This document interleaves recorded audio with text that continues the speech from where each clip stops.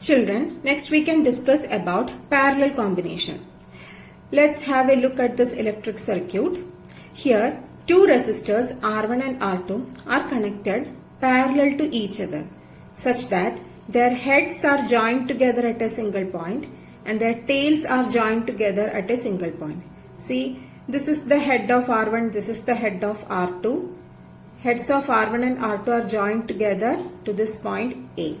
This is the tail of R1, this is the tail of R2. The tails of resistors R1 and R2 are joined together to the point B. Okay, so this type of combination is parallel combination. And what about the current flowing through each resistor? So let's trace the path of the current flowing through this resistors. Here current I starts from the positive terminal of the cell and reaches here. On reaching here, current can see two paths. So the current I splits into two parts, I1 and I2. Out of this, I1 flows through R1 and I2 flows through the resistor R2. And what about the values of I1 and I2? Are they equal or not? So suppose R1 is greater than R2 here. If R1 is greater than R2, what happens? Since R1 is high, resistance is high, less current flows through R1.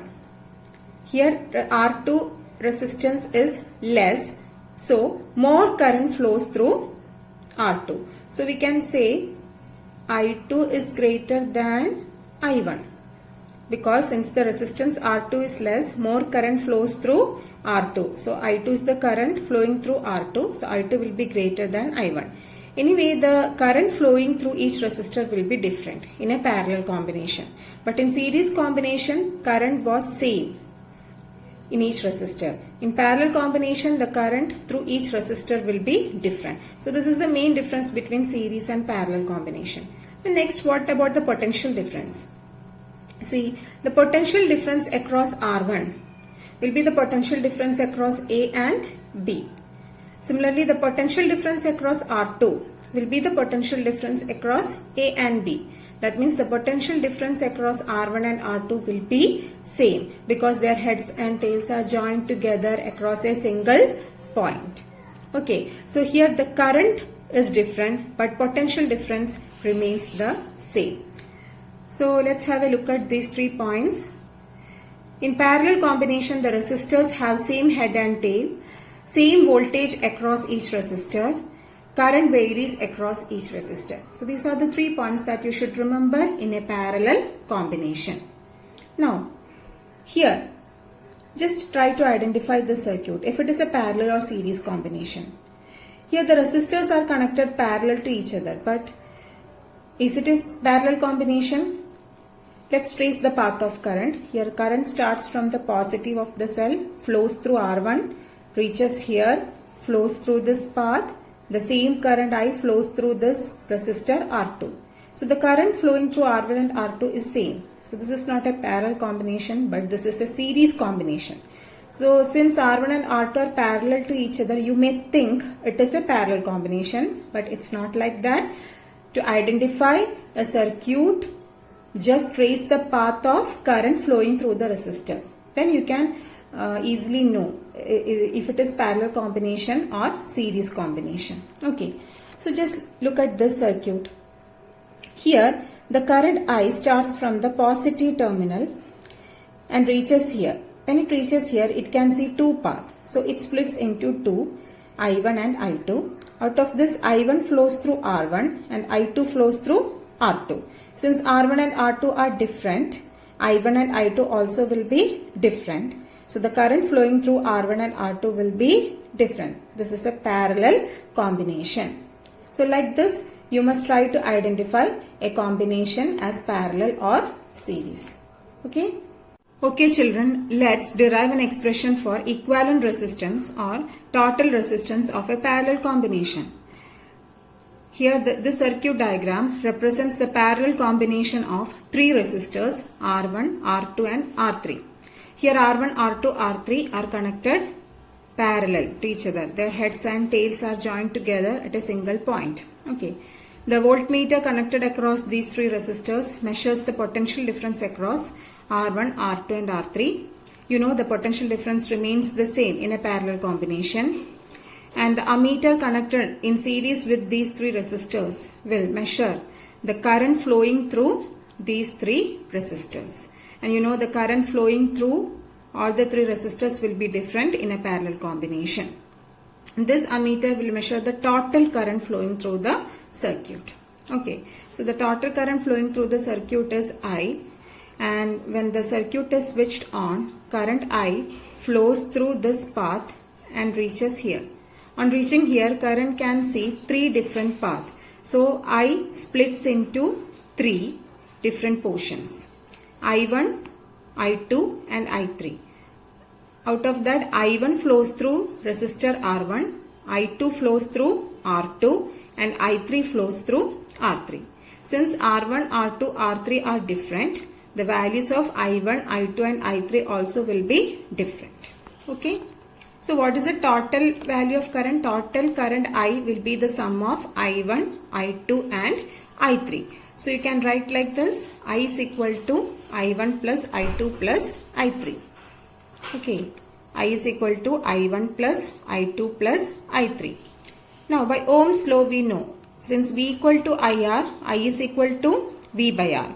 So I1 will be equal to V by R1, I2 will be equal to V by R2 and I3 will be equal to V by R3. Here no need to write V1, V2, V3 like that, because potential difference across each resistor is V itself. It remains the same.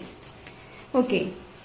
So we can write, since I is equal to I1 plus I2 plus I3, we can write what is I? I is V by R equal to, what is I1? V by R1 plus I2. What is I2? V by R2 plus I3. What is I3? V by R3. Do the necessary substitutions. Now here V is the common factor. Take it outside. So you will get the expression. And here V. Like terms get cancelled. Then what is remaining? When V and V get cancelled here, we get 1 by R is equal to 1 by R1 plus 1 by R2 plus 1 by R3. So this is the expression for equivalent resistance for a parallel combination. And if there are n number of resistors, then this expression looks like 1 by R equivalent equal to 1 by R1 plus 1 by R2 plus 1 by R3 plus etc. plus 1 by Rn. Now, for n number of identical resistors, suppose there are n number of resistors and all the resistors have equal values, then the shortcut method to find out the equivalent resistance is 1 by R equivalent equal to n by R, where n is the number of resistors and R is the resistance of that resistors.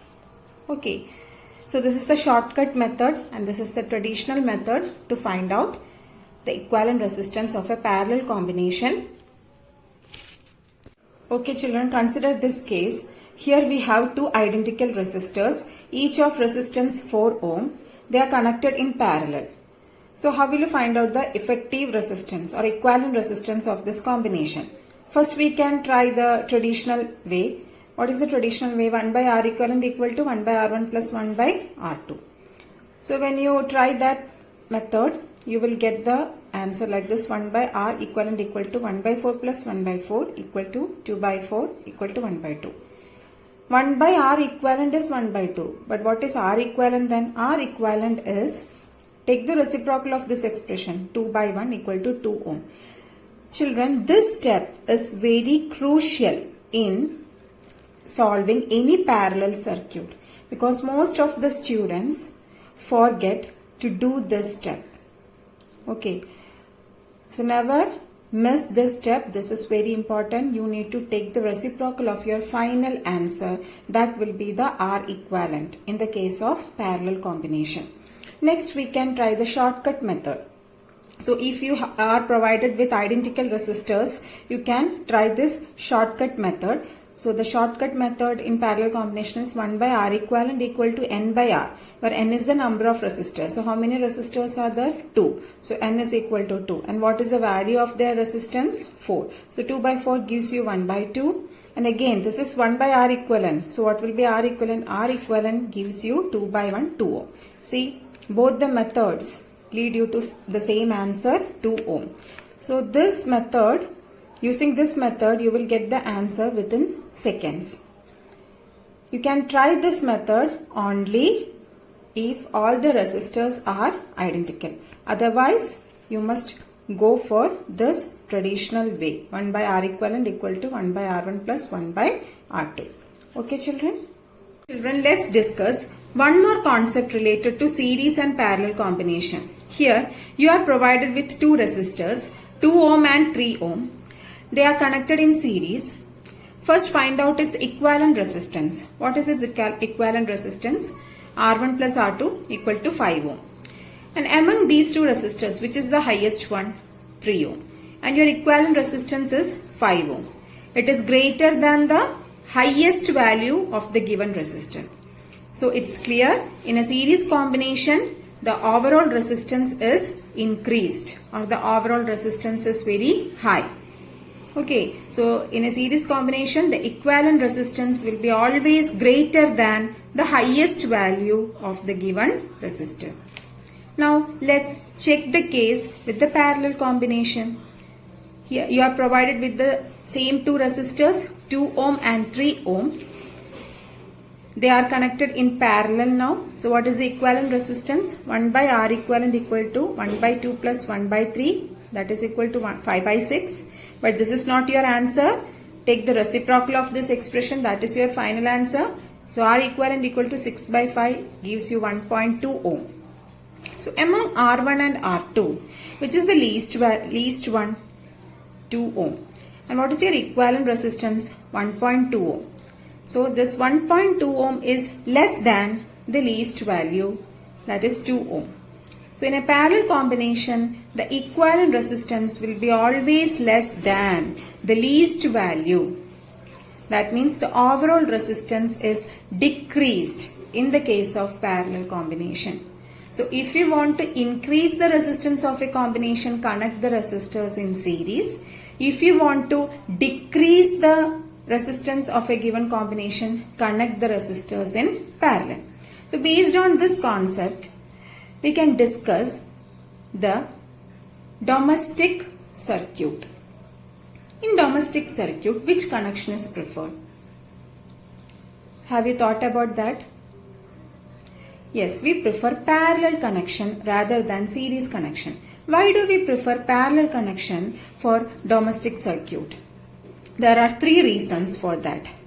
Okay, so the first reason is same potential difference. You know, this is the parallel combination, and in a parallel combination, the potential difference remains the same. So the same potential difference is shared by all the electrical appliances, which makes it easy to operate. Okay, so this is the first point. Second point, failure of one appliance does not affect the working of other appliances. This is the second point. Okay, so we can discuss this point through this figure. See here, R1, R2, R3 are connected in series. Current is flowing through these 3 resistors. Suppose the resistor R2 fails. Then what happens? Current cannot flow further. So it will affect the working of R3. Also, it will affect the working of R1. Okay, so the failure of any one appliance will affect the working of other appliances in the series combination. But what is in the case of parallel combination? Suppose R1 fails, but R2 and R3 continue to work. Why? Because only a portion of current is flowing through R1. Remaining portions are still flowing through R2 and R3, so it can operate. Okay, but R1 cannot operate because it fails due to some reason. Okay, so the failure of one appliance won't affect the working of other appliances in the case of parallel combination. So that's why we prefer parallel combination in a domestic circuit. And the last point is that the overall resistance is less. In the case of parallel combination, the overall resistance is less. So more current will pass through the appliances. Okay, so these are the three reasons for which we prefer parallel combination to series combination for domestic circuit. Okay, children.